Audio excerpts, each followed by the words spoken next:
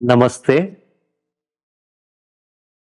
मैत्रीबोधच्या परिवर्तनाच्या शाळेत आपल्या सूगळ्यांचं स्वागत आहे. आपण खूप दिवसांपासून शिकत आहोत, वाटचाल करत आहोत. मध्यंतरी आपण सूत्र शिकतो आणि काही भागांनंतर आपण प्रश्न उत्तर, शंका कव्हर करतो आपण. तर तुम्हाला काही प्रश्न असतील, काही शंका असतील, तर विचारत राहा. आपण नक्कीच त्याच्याबद्दल बोलूच. आपण शिकवलं होतं, की गोष्टींना तुम्ही पर्सनली घेऊ नका. व्यक्तिगत पाहू नका. प्रत्येक गोष्टी, घटना काही घडत असतील तुमच्या आसपास, तर त्यांना तुम्ही पर्सनली पाहू नका, की मीच त्याच्यात, माझ्यामुळेच, मलाच. हा जो विचार आहे ना, हा विचार तुम्हाला तुमच्या आतमधून काढून टाकायचा आहे किंवा त्या विचारापासून तुम्हाला स्वतःला मुक्त करायचं आहे. आता आपण हे शिकलो अगोदर, पण त्याच्यावरती एक प्रश्न आला, छान प्रश्न आलेला आहे हा. आणि प्रश्न असा आहे, की आपण स्वतःला त्या भावनेपासून, व्यक्तिगत होण्याच्या भावनेपासून कसं मुक्त करू? पर्सनली ज्या गोष्टी आपण पाहतो, त्या गोष्टींपासून आपण कसं मुक्त होऊ? असा प्रश्न विचारलेला आहे आपल्याला शैलजाजींनी, की काय करता येईल असं? तर ह्याच्या पाठचं पहिलं आपण कारण पाहू, की कारण काय आहे, की आपण काच गोष्टी अशा पाहतो? व्यक्तिगतच का पाहतो? आता ह्याच्या पाठचं कारण काय? की आपण जेव्हा किंवा काही व्यक्ती आहेत त्यांचा स्वभावच असा आहे. आपण जेव्हा खूप संवेदनशील होतो, भावुक होतो, ओव्हर सेन्सिटिव्ह, ओव्हर इमोशनल जेव्हा पण होतो तेव्हाच हा असा भाव येतो. मलाच, माझंच, माझ्यामुळेच अशी भावना आतमध्ये निर्माण होते. आता कोणी जर खोकला तरी माझ्यामुळेच तो आजारी पडला.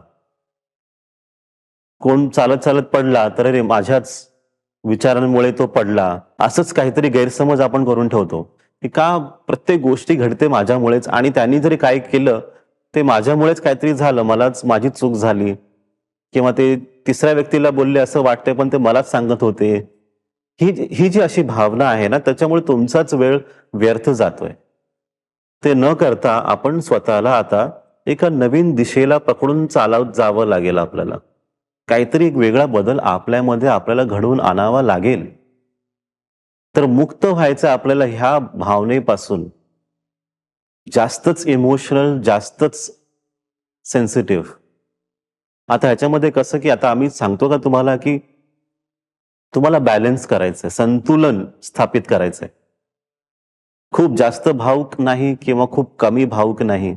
इमोशन्स असावे, जास्त किंवा कमी नाही. आता हे इमोशन्स जागेप्रमाणे बदलतात, व्यक्तीप्रमाणे बदलतात. ह्याचं एक उदाहरण आपण पाहू. आता उदाहरण कुठे कसं आहे ते बघा. की एक वकील आहेत, जॉब करत आहेत, कोर्टामध्ये केस लढत आहेत, जज बरोबर बोलत आहेत. त्यांचे क्लायंट्स आहेत, क्लायंट्स बरोबर बोलत आहेत, अपोजिट पार्टी बरोबर बोलत आहेत. तर तिकडे एक क्रिया त्यांची नेहमीच होत असते. ती क्रिया काय? आर्ग्युमेंट करणे, म्हणजे प्रश्न उत्तर. इन्क्वायरी करत राहणे, विचारत राहणे, प्रत्येक गोष्टींना शंकेने पाहणे, की काहीतरी गडबड आहे, काहीतरी चुकीचं आहे आणि प्रत्येकाला विचारत राहणे, हे का केलं, तसं काय झालं म्हणून. आता हे त्यांचं काम आहे, ते योग्य आहे, त्यात काही चुकीचं दिसत नाही. पण तेच काम जर तुम्ही घरी घेऊन आलात, तुमची मुलं आहेत, तुमची पत्नी आहे, तुमचे भाऊ, बहीण, मित्रपरिवार, आई-वडील, तुम्ही त्यांच्याबरोबर सुद्धा तसंच वागलात एक वकील म्हणून, की उद्या तुम्हाला नोटीस देतो, उद्या तुम्ही डॉक्युमेंट साइन करून द्या, की तुमची मला पूर्ण माहिती द्या, लिहून द्या. आता अशाच गोष्टींप्रमाणे जर तुम्ही व्यवहार करायला लागलात तुमच्याच लोकांबरोबर, तर किती अवघड होऊन जाईल. हे उदाहरण देण्याचं पाठचं कारण काय, की तुम्ही तुमच्या जागेप्रमाणे तुमचे भाव बदलले पाहिजेत. एक वकील जेव्हा त्याच्या ऑफिसमधून निघतो, कामातून निघतो, ती वकिली जेव्हा घरी येते, तेव्हा सगळ्याच गोष्टी हलून जातात, अस्थिर होतात. तर घरी कसं असावं? तर घरी तुम्ही इमोशनल असावं, भावुक असावं, एकमेकांना समजून घ्यावं.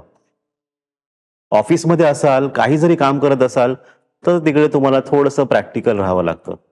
गोष्टींना समजून बघावं लागतं. तिकडे इमोशन्स नसावेत. कारण तिकडे इमोशन्सची, भावनेची अपेक्षा ते करतच नाहीयेत. तिकडे फक्त तुम्हाला काम करायचं असतं. तर असं तुम्ही करत राहिला तर तुम्ही संतुलन तुम्हाला स्थापित करता येईल. ऑफिसमध्ये सुद्धा आणि घरी सुद्धा. इथून पुढे आपल्याला जायचं असेल, समजायचं असेल, की ह्या विचारांपासून मुक्त होण्यासाठी आता काय करायचं? तर ह्या विचारांपासून मुक्त व्हायचं असेल तर आपल्याला सत्याला पकडावं लागेल. आध्यात्मिक सत्य. आता आध्यात्मिक सत्य काय आहे? जे आपण शिकवतो, मैत्रीबोध परिवार शिकवतो. आध्यात्मिक सत्य, विश्व हेच एक परिवार आहे. विश्व समुदाय सगळेच आपलाच एक परिवार आहे. सगळे आपलेच आहे. परके कोणच नाही.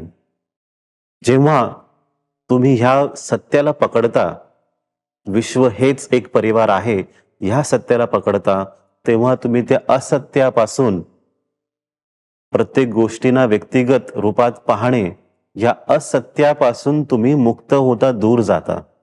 कारण सगळेच आपले आहेत. म्हणून ह्या विचारांपासून मुक्त व्हायचं असेल तर ह्या सत्याला पकडा आणि इथून पुढे आपली वाटचाल चालू ठेवा. हे विश्वच आपले परिवार आहे. हे परम सत्य आहे. हीच वस्तुस्थिती आहे. ह्या सत्याला तुमच्या आतमध्ये उतरून जाऊ द्या. ह्या सत्याबरोबर एकरूप व्हा आणि ही परिवर्तनाची वाटचाल अशीच पुढे चालत राहू द्या. पुढच्या आठवड्यात आपण पुन्हा एकदा नवीन विचारांबरोबर, नवीन सूत्र घेऊन काहीतरी शिकू. तुमच्या सगळ्यांचंच कल्याण होवो, सगळ्यांचंच मंगल होवो. नमस्ते. एबीपी माझा, उघडा डोळे बघा नीट.